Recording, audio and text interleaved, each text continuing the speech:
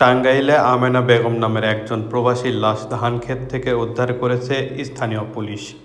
বৃহস্পতিবার 17 এপ্রিল সখীপুর উপজেলার পূর্ব ঘোনারচালা এলাকার বাড়ির পাশের ধানক্ষেত থেকে তার এই লাশ উদ্ধার করে সখীপুর থানা পুলিশ। বিস্তারিত প্রতিবেদনে।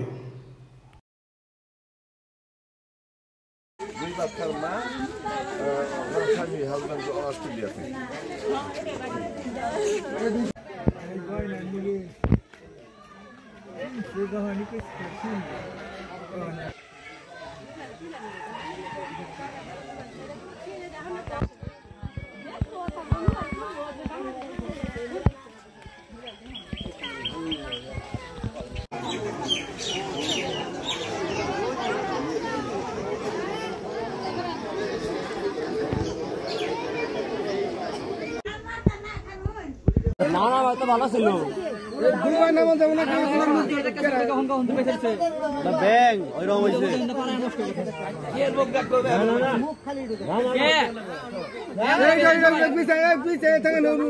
এই মেম্বার সাহেব আপনিও পাইছেন পুলিশে রাগারাগি করব